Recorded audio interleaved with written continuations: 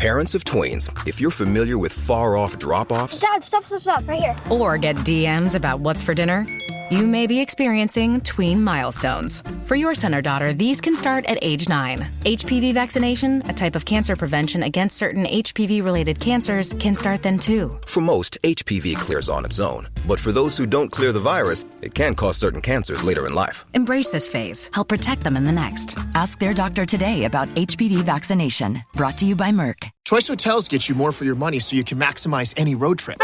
Like these road trippers making waffles and eating fresh fruit in their natural habitat. The breakfast area at a Comfort Inn. I just love seeing a vacation maximized in the wild. Check into more. Book direct at choicehotels.com. This episode contains discussions of extreme violence from the very start. Amritsar was busy today. It was always busy. It was one of the largest cities in Punjab, but it was especially busy today. It was the 13th of April, 1919, a day of celebration, Vaisakhi, both a harvest festival and a commemoration of the founding of the Sikh Khalsa. Every year, tens of thousands of people from the surrounding Punjab flocked to the ancient city of Amritsar. Sikhs visiting the Sri Harmandir Sahib, the Golden Temple, but people of every faith gathered in the city for the market, for news, for fun. Fewer had arrived this year. Many trains had been cancelled by the British rulers of the province, but despite these obstacles, thousands of people still arrived, bolstering the city's population. After several weeks of protests and a day of outright murderous violence, the celebration of Vaisakhi seemed to be a chance to turn the page. A short walk from the Golden Temple sits Jallianwala Bagh. The Jallianwala Bagh might have once been a flourishing garden. That's what it's named for, the Garden of the Jala-Man. But by 1919, the Bagh had spent centuries as a victim of its own popularity. Any grass was limited to dried brush, and most of the ground was well-trodden dust. The Jallianwala Bagh was surrounded on all sides by buildings, with only narrow gaps for entrance and exit. But 7 acres of open space in the midst of a densely packed city like Amritsar was a garden, whether it was verdant grass or dry dust. Here, Amritsaris and visitors both found a place to rest, to meet with friends, to play games and, when the occasion called for it, to assemble. People were doing all of those things on the afternoon of the 13th of April, 1919. There were perhaps 20,000 people in the Jallianwala Bagh that afternoon. Pilgrims rested in whatever shade they could find. Amritsaris met with friends, using the park as an agreed meeting place. Children played with each other, or sat on their father's shoulders, as the adults did boring adult stuff. Many of the people in the Bagh that afternoon, though far from all, were there for an assembly. Some were there out of passionate enthusiasm, others out of a more detached curiosity. That crowd represented a cross-section of Punjab. Sikhs, Hindus, Muslims, all castes, all professions, from lawyers to labourers to bank tellers to students, and of course, hawkers of drinks and snacks who plied a roaring trade in the afternoon heat. This meeting had gathered around a makeshift stage, where a young man had perched a picture of a local nationalist leader, Dr. Saifuddin Kichlu. That young man told the crowd how Dr. Kichlu and his colleague Dr. Satyapal had been unjustly arrested by the British, how the British had shot and killed more than a dozen people for trying to appeal their arrest, and how they would continue to peacefully protest both their imprisonment and the hated Rowlatt Act, which had been passed despite India's loyalty during the First World War. When a British military plane flew low overhead, the speaker tried to comfort the crowd. "The aeroplane is doing its own work. You do your own. We need not fear anything. The Saka is our mother and father. Why should the government kill its own children?" As the meeting went on and speakers spoke, they might have seen from their stage the orderly march of khaki-clad figures emerge from an alley behind the crowd. 50 soldiers armed with rifles took up position, and as words spread through the crowd, so too did panic. The speakers tried again to calm the people, They were doing nothing wrong. The soldiers had no reason to harm them. This was a bluff, nothing but an empty threat. The British officer in charge of the soldiers had not come to give an empty threat. He gave the order to fire.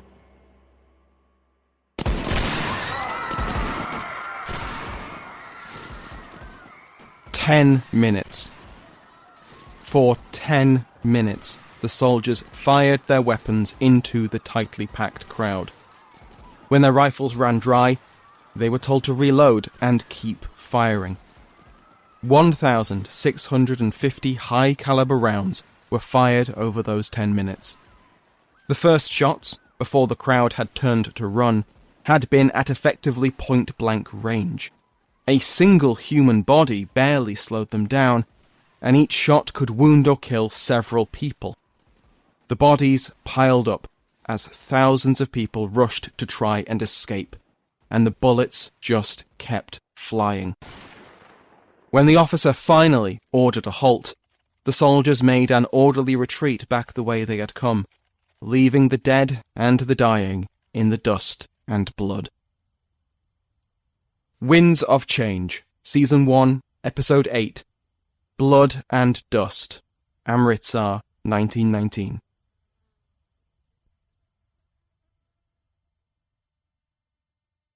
Welcome back to Winds of Change.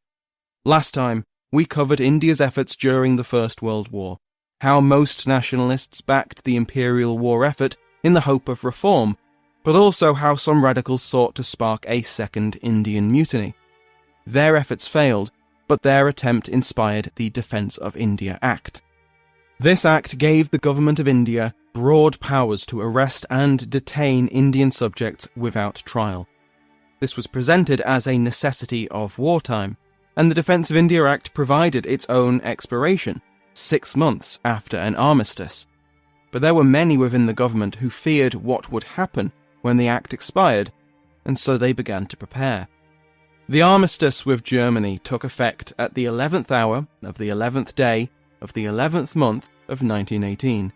A very poetic choice of time, and easy to remember, at the price of the lives of the 2,738 men who died in that final morning of fighting. With the armistice, the Defence of India Act was due to expire in 1919. As we saw last time, the Rowlatt Committee was established in December 1917 to look into this quandary, chaired by the British judge Sir Sidney Rowlatt. This was not an objective inquiry.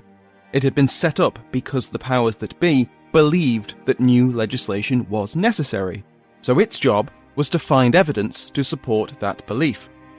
As Kim Wagner put it in his book Amritsar 1919, any pretense of an open inquiry was entirely perfunctory. The report of the Rowlatt Committee was published in August 1918, and it was everything that hardliners in the government of India wanted it to be. A justification in black and white for the harsh wartime measures to be continued in peace. The report described opposition to British rule, violent or otherwise, as grounded in nothing but religious fanaticism and the cynical self-interest of nationalist leaders, which the report terms as ringleaders.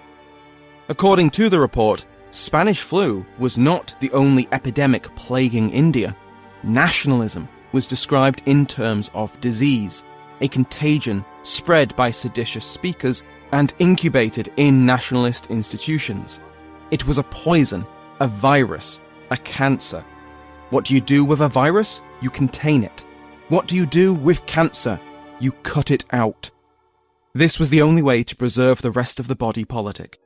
The report was published in multiple languages, and its recommendations became the basis of the Anarchical and Revolutionary Crimes Act of 1919. But just like the Sedition Committee became better known as the Rowlatt Committee, this new act is much better known as the Rowlatt Act. The Rowlatt Act effectively extended the provisions of the Defence of India Act, especially press censorship, the power of the state to detain people without trial, and for trials without a jury or public scrutiny. When it was introduced to the Imperial Legislative Council in February 1919, it immediately faced opposition from its Indian members, Srinivasa Sastry and Muhammad Ali Jinnah chief amongst them.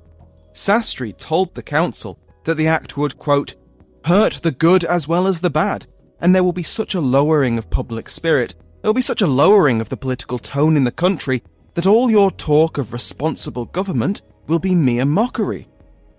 Jinnah warned, quote, if these measures were passed, they will create unprecedented discontent, agitation, and will have the most disastrous effect upon the relations between the government and the people. Keeping with the medical analogies favoured by the Conservatives, he warned that this was the wrong remedy for the disease. All 22 Indian members of the council voted against the Act. They were outvoted by the 34 official members, and the Rowlatt Act was passed in March 1919. Jinnah and 2 other members of the council resigned in protest. Jinnah bitterly wrote to the Viceroy, quote, the fundamental principle of justice had been uprooted, and the constitutional rights of the people have been violated at a time when there is no real danger to the state, by an over-fretful and incompetent bureaucracy, which is neither responsible to the people nor in touch with real public opinion. End quote. The Rowlatt Act was part of a much longer tradition. The Act preserved the Defence of India Act, key elements of which were inspired by the Lieutenant General of Punjab, Michael O'Dwyer. Through him, we can see the influence of the Punjab School of Governance. As Mark Kondos, senior lecturer in Imperial and Global History at University College London, tells us, we can trace this back to at least 1872 and the British response to the Kukar uprising. This is what other scholars have called it to, the Punjab School, which privileges executive authority, men of action, and very quick decisions that are often violent. And this is seen as the best way to rule India, to maintain order, and to protect British rule. And I think you can see an interesting thread between the so-called Punjab School from 1857 through this event in 1872 and later into 1919 with the Jallianwala Bagh massacre at Amritsar. The Rowlatt Report justified its position by referring to possible future emergencies. When this report was being commissioned, drafted, and then presented, India was at peace. The Ghadar conspiracy had been effectively suppressed, and despite the horrendous toll which the First World War and the influenza epidemic were taking on Indian society, there was no crisis of public order. But to the authors of the report and to the drafters of the Act, the liberal concessions being pushed by London could surely only lead to chaos. The Act would enshrine in law the tools which the government of India would need to suppress this inevitable chaos. But news of the Rowlatt Act would itself spark the unrest which Conservatives feared. I enclose herewith the Satyagraha pledge regarding the Rowlatt Bills. The step taken is probably the most momentous in the history of India. I give my assurance that it has not been hastily taken. I have been unable to find any justification for the extraordinary bills. I have read the Rowlatt Committee's report. I have gone through its narrative with admiration. Its reading has driven me to conclusions just the opposite of the committee's.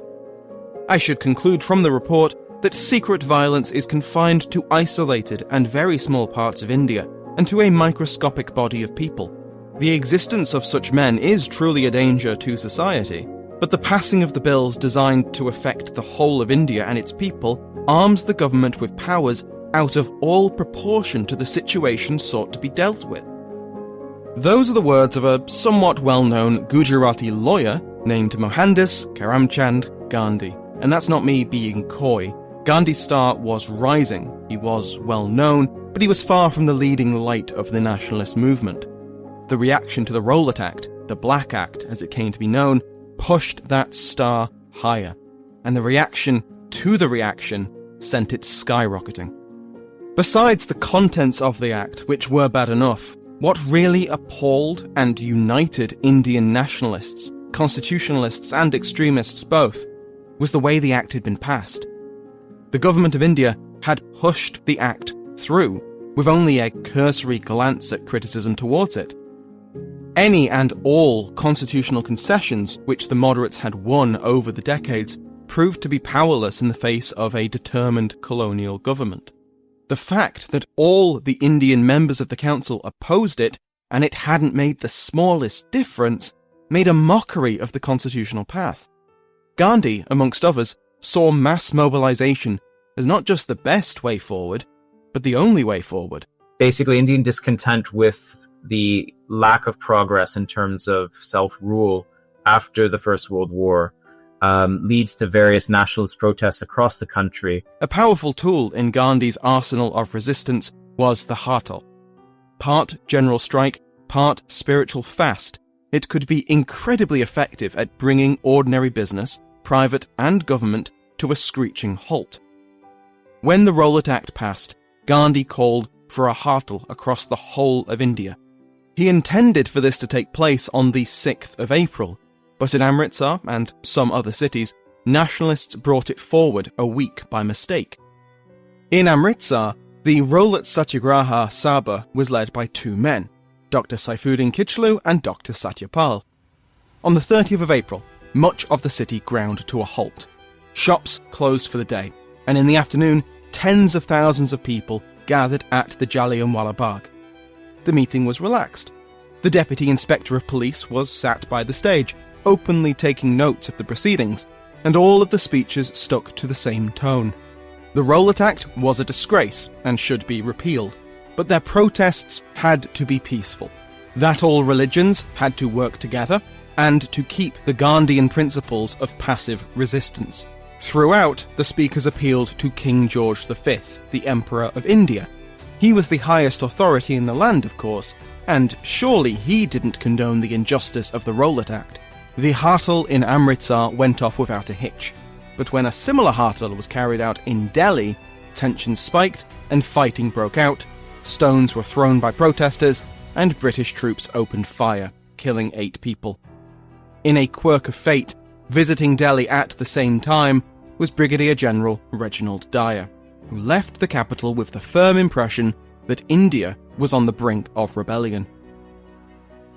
The Anglo-Indians in Punjab received reports of these protests in Amritsar and elsewhere, and they were terrified. Mass mobilization was a threat to the colonial state, whether it pretended to be peaceful or showed its true violent colours. But what really scared the British was the unity of purpose between their Indian subjects. Hindus, Muslims and Sikhs taking part together, protesting together, crossing uncrossable boundaries in their shared opposition to the Rowlatt Act. Not just their leaders, but ordinary people, working together in a way the British had rarely seen. To Anglo-Indians, this was not evidence of sincere, widespread feeling. In their minds, political protest was not driven by genuine grievances, but the machinations of nationalist leaders. Even peaceful protests were looked on with suspicion, if not outright hostility. In Amritsar, Satyapal and Kichlu received word of the violence at Delhi and were themselves terrified that their peaceful protests might devolve into violent riots too. So they wrote to Gandhi and requested he come to Amritsar. Gandhi responded, and he did so fully aware that both letters, like all his correspondence, was intercepted and read by police. With this official audience in mind, he accepted their invitation. But when Gandhi attempted to journey to Amritsar, his train was stopped at the border of Punjab, where he was told that Sir Michael O'Dwyer, Lieutenant Governor of the province, had forbidden his entry. Gandhi responded that he had been invited to Amritsar to help keep the protests peaceful, and that he was going regardless of what O'Dwyer said. A police officer placed a hand on his shoulder and informed Gandhi that he was under arrest. He was taken off the train and shipped back to Bombay under armed guard. News of Gandhi's arrest spread across India like wildfire, and rumours fanned the flames. What was Gandhi's fate? Had the police hurt him? Were they going to deport him? Were they going to hang him? Civil unrest soon followed, escalating into violence in Gujarat, and only when Gandhi's own words caught up with the rumours that he was fine, that he didn't want this, did the unrest die down.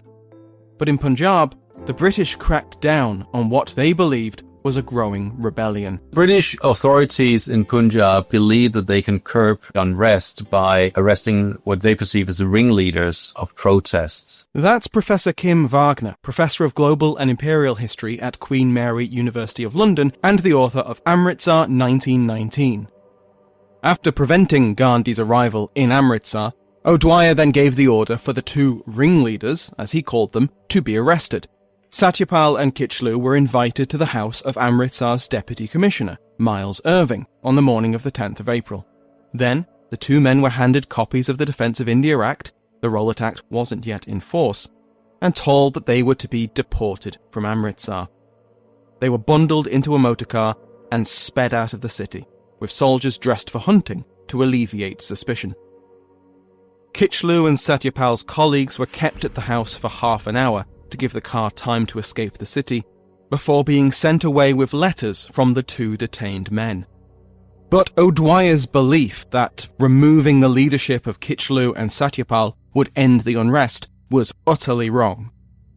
Instead, by detaining the two men, he removed the main medium of communication between the British authorities and the Indian citizenry, and at the same time sparked even more outrage. Here was an example of just the sort of heavy-handedness which the Rowlatt Act would usher in. Another hartal was called with immediate effect, and a mass meeting was called at 4 p.m, again in the Jallianwala Bagh. Another group gathered at the Gol Bagh, and from there they would march peacefully towards the civil lines, where the British authorities in Amritsar were.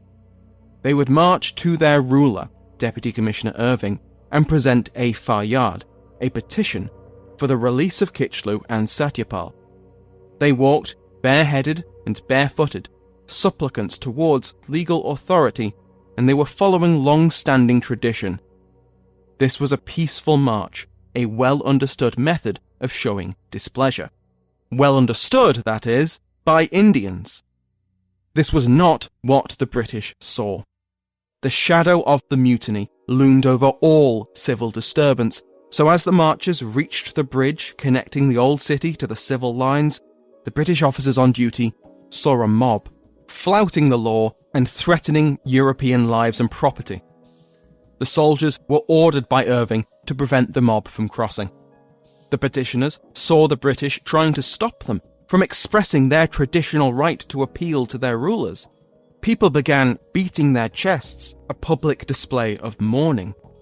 The British saw parts of the mob fanatically hitting themselves. Soldiers fell back, protesters surged forwards, stones were thrown, shots were fired. People died. 15 Indian protesters were shot and killed on the bridge. Then, the spurned and furious crowd vented their outrage on symbols of the empire. The telegraph office, the banks, and rail yards were attacked, smashed up, burned. 5 Europeans, a railway guard, an electrician, and 3 bankers were beaten to death or burned alive in the riot. Killed not for who they were, but what they were. More Europeans narrowly escaped similar fates. Isabel Easden, the doctor in charge of the Municipal Women's Hospital, was heard unwisely suggesting that the shot Indians had brought it on themselves. She was hunted through her own hospital by the crowd and escaped by hiding in the rooftop toilet with the help of her Indian colleagues.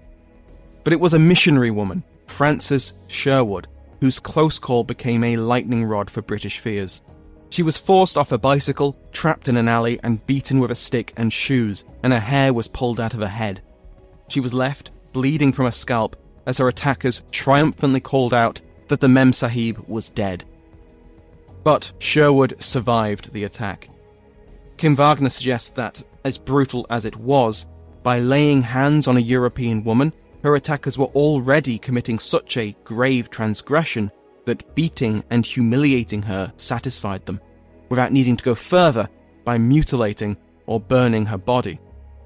Whatever the reason, Sherwood survived, and when she was carried to the British fort by Indians, her bleeding body became a symbol. British rule in India was on the verge of collapse. Except it wasn't. The violence of the 10th of April erupted from a series of escalating misunderstandings.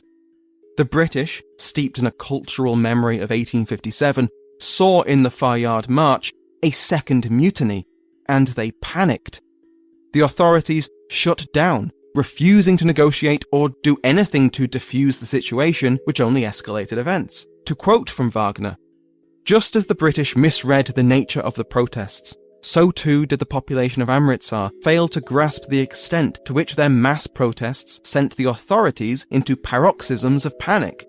This was the first time in living memory that a crowd had been fired upon at Amritsar, and people were shocked and outraged at what they perceived to be the British refusal to recognise the time-honoured practice of submitting a petition." End quote. The following morning, Amritsar awoke to a changed world. Civilians had been shot by soldiers. Europeans had been attacked by Indians. Telegraph wires were cut. Banks had been burned. A solemn petition had been violently rejected.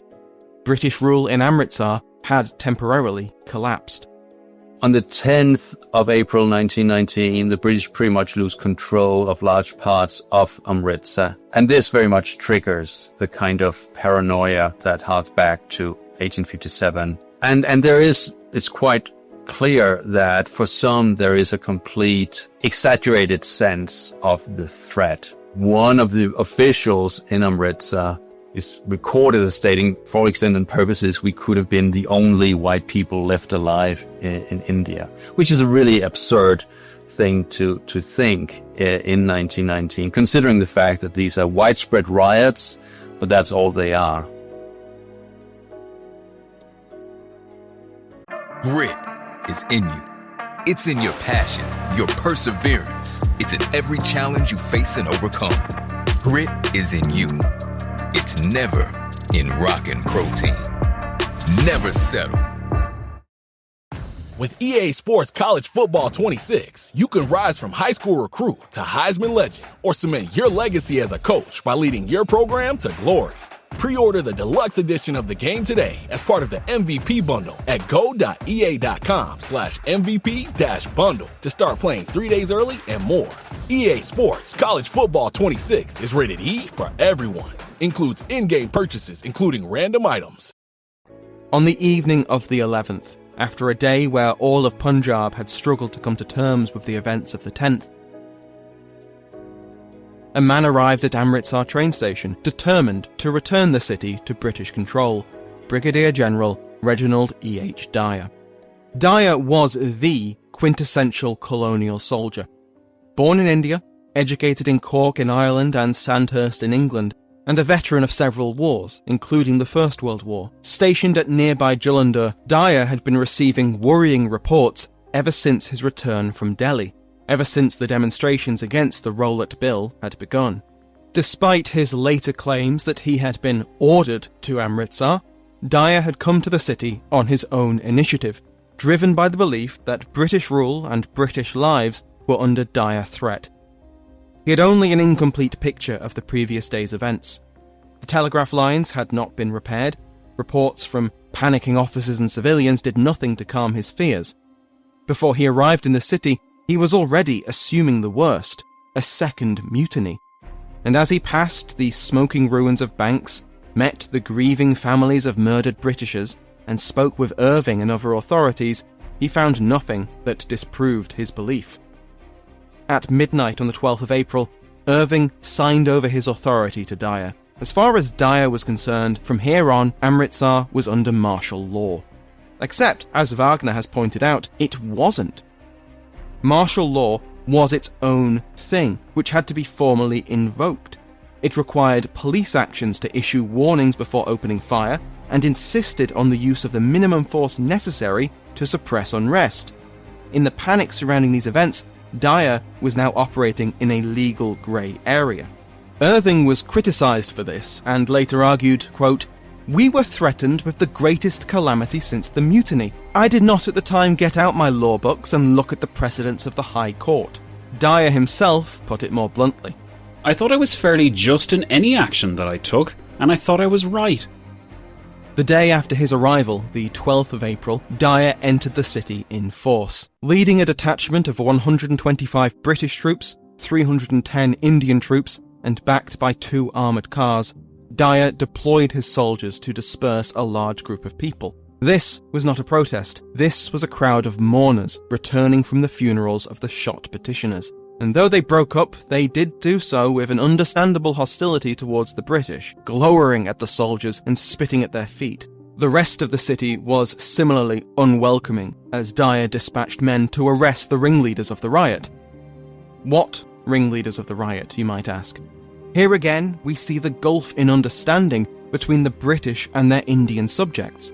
To Dyer and the other Anglo-Indians around him, the unrest and the violence had to have been the result of a conspiracy, which meant that there were leaders who could be held responsible.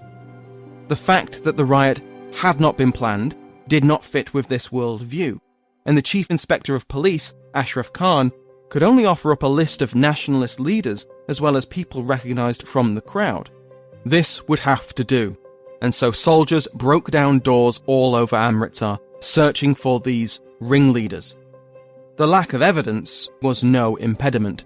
As Dyer later noted, "There were no warrants as far as I know. We could arrest those people under martial law." But of course, the city wasn't under martial law, and in fact the ordinary police processed the detainees. But this heavy-handed treatment naturally increased tension within the city, as Dyer retreated back to his headquarters at the Rowlatt Bagh, a garden to the north of the city. The atmosphere there was growing more anxious by the hour, as information, confusing, contradictory, and universally worrying, trickled in from informants and the still patchy telegraph.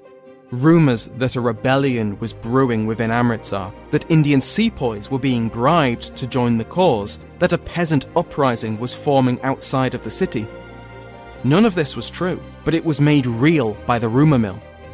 To an officer like Dyer, born in India, steeped in the legend of the Mutiny, this all amounted to a new erupt.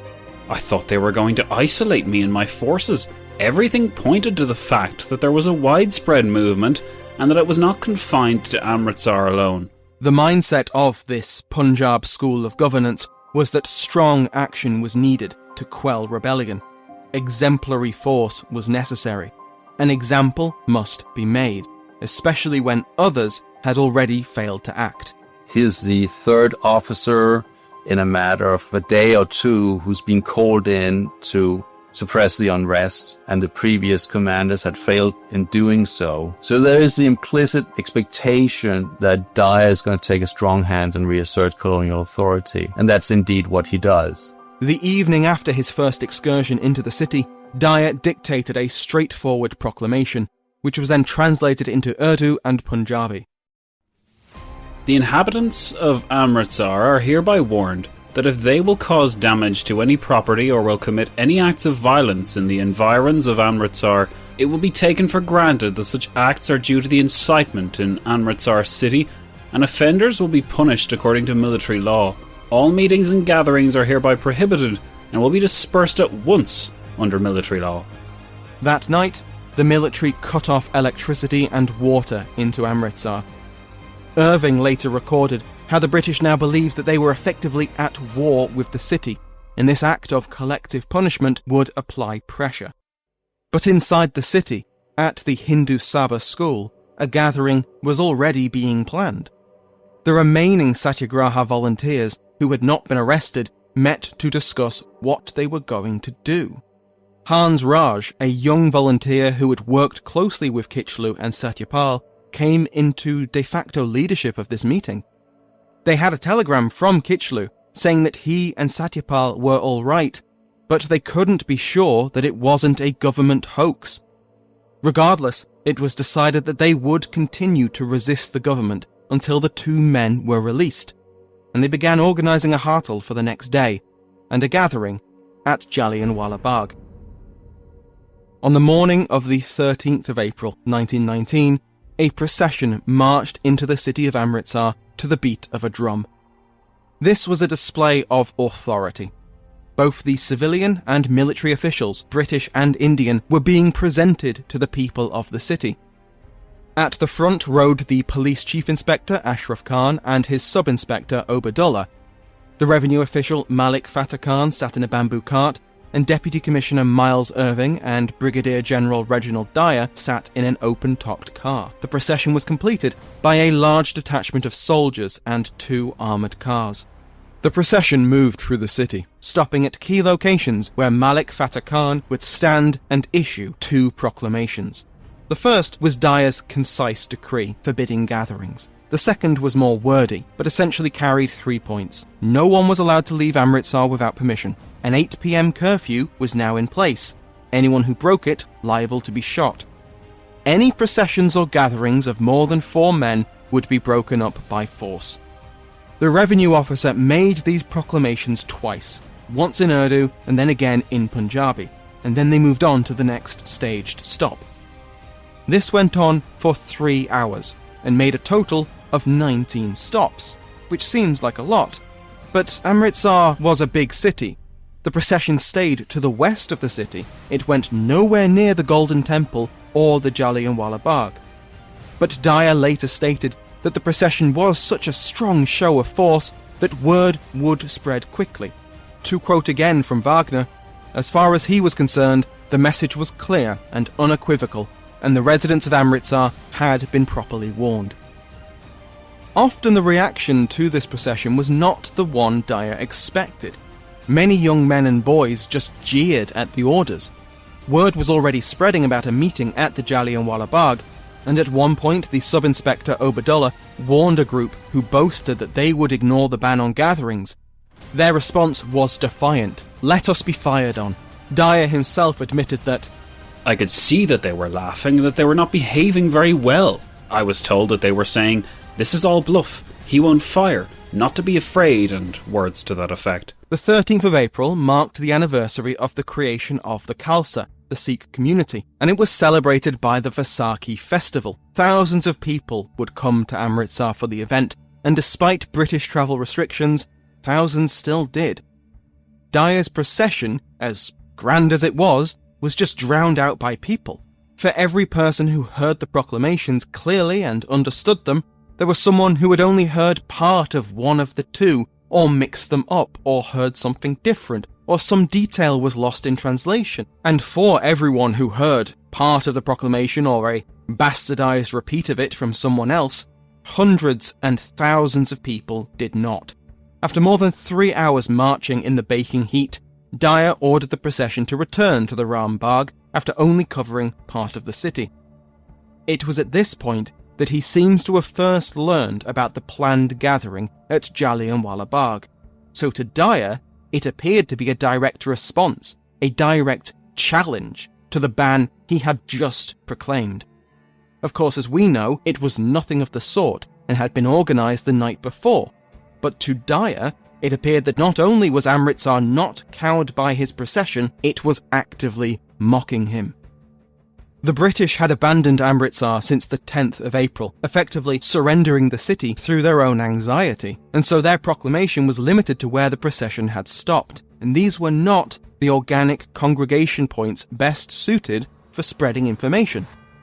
As Anita Arnon puts it in The Patient Assassin, Dyer's proclamations were pebbles in a vast and choppy pool, whereas word of the Jallianwala Bagh gathering was spread through enthusiastic volunteers all across the city and passed through word of mouth on a much larger scale. Though the spirit of the message remained the same, gather at the Bagh, there were differences. Respected officials, who had nothing to do with it, had their names attached to these proclamations to make the gathering appear more legitimate. People reported turning up to the gathering to hear these officials speak, or because it seemed like the meeting was condoned by the authorities. Some of the criers included rumours that the British were slaughtering cows. They weren't, but the talk spread like wildfire. Confusion reigned within Amritsar, with one clear message: gather at Jallianwala Bagh. At the Ram Bagh, Dyer spent the afternoon waiting for intelligence reports about what was happening inside enemy territory. Reconnaissance planes were dispatched over the city and plainclothes detectives sent inside to discover whether a meeting at Jallianwala Bagh was taking place, whether Dyer, and therefore British authority, was being openly flouted. At some point, Deputy Commissioner Irving left the Bagh to catch some sleep. What was left of civil authority was absent when, around 4 p.m, Dyer got his confirmation. The people of Amritsar had gathered at Jallianwala Bagh, the same place that previous demonstrations against the Rowlatt Act had taken place. To Dyer, this was more rejection of British authority. I knew that the final crisis had come, and that the assembly was primarily of the same mobs which had murdered and looted and burnt 3 days previously, that it was a deliberate challenge to the government forces, and that if it were not dispersed effectively with sufficient impression upon the designs and arrogance of the rebels and their followers, we should be overwhelmed during the night or the next day. Meta AI is the personal AI to help you with whatever you need. Plus, it meets you where you are. Not only is Meta AI now an app, but it's also on the apps you already know and love: Facebook, Instagram, WhatsApp, and Messenger. Plus the Ray-Ban Meta glasses. It's easy to access wherever you are. So whether you're talking or texting, Meta AI is convenient to use throughout your day. Experience our newest AI that's tailored to you by downloading the Meta AI app. Try the Meta AI app today on the Apple App Store and Google Play. Imagine this. The best pasta sauce you have ever tasted sits abandoned on a plate. Wasted sauce. That is a tragedy. If only you had used Barilla al Bronzo pasta. Its bronze-cut texture holds your sauce and scoops up every last drop. The Italians call that scarpetta. Capture sauce the Italian way. Barilla al Bronzo. Click or tap the banner to find out more. Dyer ordered a column of troops to form up, taking charge personally. This strike force consisted of 25 men of the 9th Gurkhas, 25 men drawn from both the 59th Sindh Rifles and the 54th Sikhs, and 40 more Gurkhas armed with kukri knives. They would be backed up by 2 armoured cars, both with Vickers machine guns. Dyer was prepared for any kind of combat, because he did not know what he would face inside Amritsar. He just knew that it was enemy territory, and he would have to face down a rebellion. But rebellion was not what the meeting was about. The reason there are so many people is that it was a festival of Vaisakhi, so people were there to celebrate. There's a lot of families there, there's a lot of visitors from the countryside, there are people basically having picnics there, people are sitting and gambling, children playing, but there's also a political meeting. Indian nationalists are protesting against the arrest of their leaders, and they're protesting against the harsh response by the British. But the key thing is that Dyer doesn't see that. He sees people who have defied his order against gatherings, and he views this through the lens of 1857, where these are mutineers and rebels who are going to overthrow British rule and start to brutally murder Europeans and British women and children. As Dyer put it to the Hunter Committee later, which investigated his actions, he believed that he was dealing with no mere local disturbance, but a rebellion which, whatever its origin, was aiming at something wide-reaching and vastly more serious than local riots and looting. Amritsar was in fact the storm centre of a rebellion. The whole Punjab had its eyes on Amritsar, and the assembly of the crowd that afternoon was, for all practical purposes, a declaration of war. And so, as the man on the ground, Dyer took it upon himself to end this second mutiny before it could start. And since he's already banned political meetings, his reasoning is that the crowd have already been told they shouldn't gather, and they've gathered nonetheless. So there's no more point in giving them a warning. And so instead he orders his troops to open fire. I fired and continued to fire until the crowd dispersed, and I consider this as the least amount of firing which would produce the necessary moral and widespread effect it was my duty to produce. If more troops had been at hand, the casualties would be greater in proportion. It was no longer a question of merely dispersing the crowd, but one of producing a sufficient moral effect from a military point of view, not only on those who were present, but more especially throughout the Punjab. There could be no question of undue severity. People can't escape, so it's not a matter of dispersing a crowd, because the crowd is in a sense captured within these walls. So it's much more like shooting fish in a barrel. The result is one of the most horrific massacres in the history of the British Empire. In his first official report, Dyer estimated that he had killed between 200 and 300 people in the shooting. He based this estimate on his experience during the war in the battlefields of northern France, where a kill rate of 1 for every 6 shots fired was reasonable.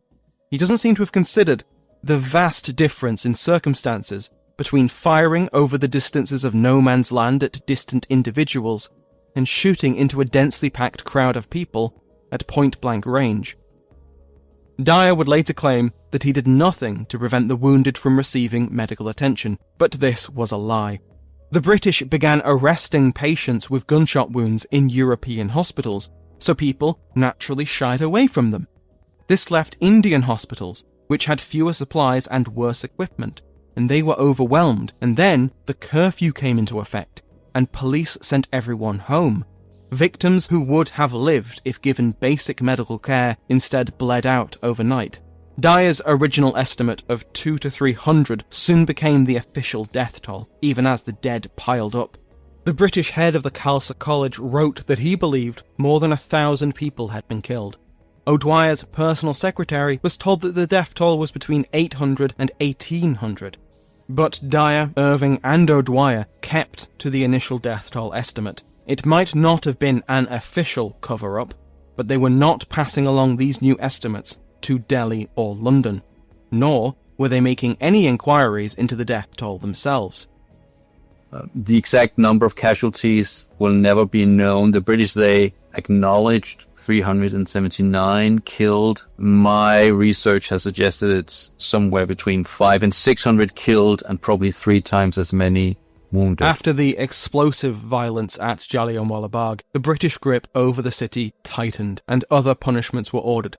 Martial law was officially declared on the 15th, and hundreds of people were arrested without charge. Many of them were tortured and beaten, sometimes to death. Sexual violence, including raping men with sticks and batons, was widely inflicted. This was usually carried out by Indian police officers, but their British superiors were well aware and implicitly condoned it as simply part of criminal investigation.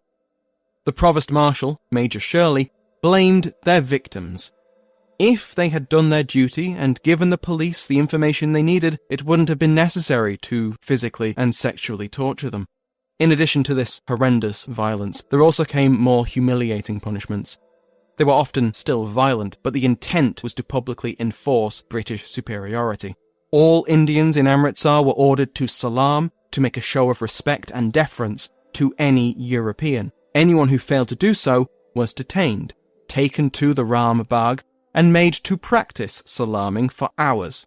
The street where Francis Sherwood was attacked was subject to a crawling order. Any Indian wishing to cross it was made to do so, at bayonet point, on their hands and knees. Dyer was drawing from the myth of the Mutiny, when Indians at Cawnpore were made to lick up the blood of murdered women and children. This was, much like the British adoption of execution by cannon, a deliberate cultural attack. Whipping posts were set up, and men and boys accused of attacking Sherwood were brutally flogged, and later sentenced to death.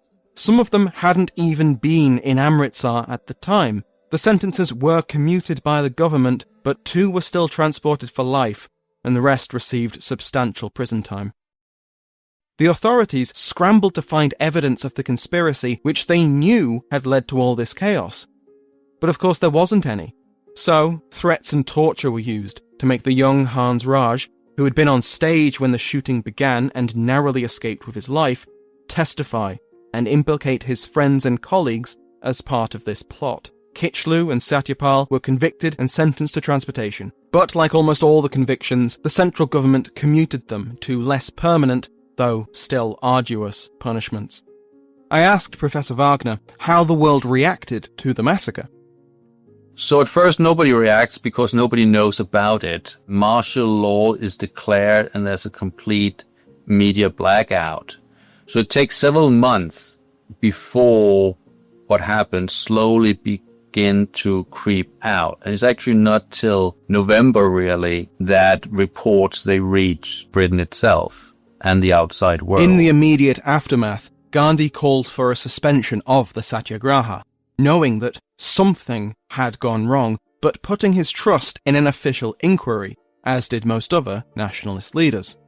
Once martial law was lifted in June 1919, nationalists flocked to Punjab, both to provide legal support for the hundreds still imprisoned without trial, and also to find out what had happened.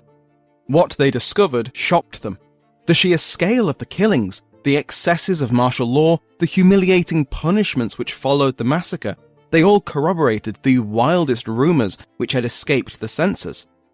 However, the government in Delhi doubled down, dismissing the higher death tolls as exaggerations. 2 inquiries were soon underway: the official Hunter inquiry and the unofficial Congress Punjab inquiry. The official inquiry had few friends. Indian nationalists suspected and expected a whitewash. Anglo-Indians were furious that armchair liberals were nitpicking the actions of men on the ground during a crisis. The Congress inquiry was led by, among others, Motilal Nehru, aided by his son Jawaharlal, and the report was largely drafted by Gandhi. Their report was unequivocal. The Jallianwala Bagh massacre was a calculated piece of inhumanity.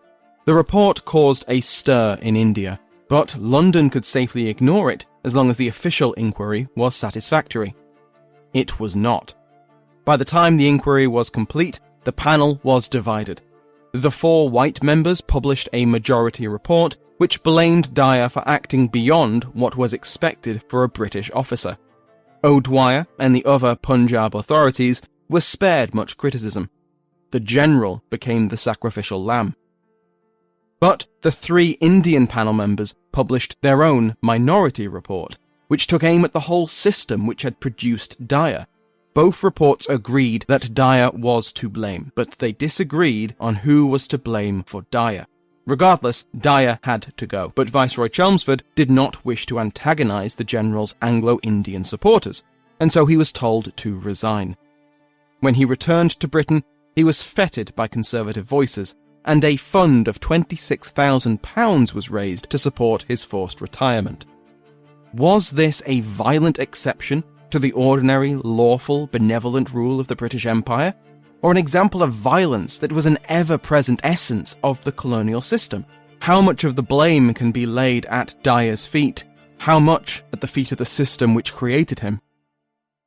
Most people condemn Reginald E. Dyer, but they're sort of divided as to how do we explain this massacre. So on the one hand, there are people who say that Dyer is an exceptional person, right? He's a rogue agent and was punished as a result. Winston Churchill, for instance, famously makes this case in Parliament when he says Dyer's actions were monstrous, but they don't represent British rule. But there are other people who say, no, you have to look at Dyer as the product of a system of rule. Even today, as I said, there are people debating, is Dyer part of a system of British rule? Is he representative of the evil, if you will, of colonialism more generally? Or is he just a man who exceeded his authority? To me, the more convincing position is that Dyer is the product of a colonial mentality, a colonial system of rule. Nationalists across the political spectrum had been horrified by the massacre. But it was the reaction from the British which truly turned Jallianwala Bagh into a watershed moment. Whether it was the lukewarm criticism of Dyer from the Hunter inquiry, the open support for Dyer from Anglo-Indians and British Conservatives, or the way which the massacre and the aftershocks had revealed how far the British would go to hold on to the Raj, many nationalist leaders now believed that British claims to rule by consent would be thrown aside when faced with the slightest resistance. From here on, nationalist ambitions went beyond mere self-government or autonomy within the empire. After Jallianwala Bagh, full independence was more and more the goal. In the summer of 1920, the Indian National Congress formally rescinded its support for the Montagu-Chelmsford Reforms. Gandhi returned his honours and put his energy into a new campaign of non-cooperation. British claims of justice had been proven false. It's not likely that justice could have been served, and it's indeed also difficult to say what does justice look like when you have a massacre of hundreds of civilians. Dwyer is the bête noire of Indian nationalist mythology, and he is the one who initiates the arrest of Indian nationalist leaders in Amritsar. So he plays an absolutely crucial role. Dwyer represents the kind of British rule in India that will work with moderate, loyal Indians, but is ready to use any means necessary to maintain British rule. If anything resembling justice should have taken place, his actions might also have been scrutinized more closely, but that's of course never actually a possibility, let alone plausible. On a chilly March afternoon, a well-attended session of the East India Association was held in Claxton Hall, London. The topic of the day was Afghanistan. The Soviet Union had just overwhelmed Finland, and the people in this room were discussing whether a new great game was in the offing. Was Persia and Afghanistan under threat? Was India? Even as France was falling to Nazi Germany, the great and the good in Claxton Hall were still thinking of the Raj. One of those speaking at this event was the now 75-year-old Sir Michael O'Dwyer. He was only there to say a few words, drawn from his lifetime of experience in Asia. What lessons could be learned from his time on the Afghan border, from his time as Lieutenant Governor of Punjab, from dealing with, as he called it, the riot in the Punjab after the Great War? He had never faltered in his belief that his support for Reginald Dyer, for Jallianwala Bagh, had been correct. Once the polite applause died down and the audience began to leave, O'Dwyer lingered to chat with his fellow speakers. He noticed a young Indian man approaching against the flow of people, his arm extended as if for a handshake. At the last second, O'Dwyer realised the hand was not empty, and he turned away to shield his body. He might have felt the muzzle of the gun pressed against his back before 2 gunshots tore through his body. As the old Lieutenant Governor fell to the floor, the assassin turned his revolver on the other worthies in the room. The assassin had emptied his gun, every bullet having found a billet. He tried to escape, but the crowd tackled him. Police soon arrived, and the assassin's identity card was produced. Muhammad Singh Azad. This was a fake name, but it wasn't just an alias. It was a combination of both Islamic and Sikh names, with Azad meaning free. He had spent 20 years planning this act, and its every aspect was a message. The assassin's real name was Udham Singh. He doesn't seem to have been in the Jallianwala Bagh when Dyer opened fire on the crowd, but he certainly knew people that were. Dyer had died of natural causes in 1928, but Singh had now carried out his revenge for the massacre on his superior, Sir Michael O'Dwyer. Singh was informed that he was under arrest, but the man simply smiled. "It's no use. It's all over." He nodded towards the body of Sir Michael O'Dwyer. "It is there." After a 2-day trial, Udham Singh was found guilty of murder, and he was hanged in the yard of Penton Prison on the 31st of July, 1940.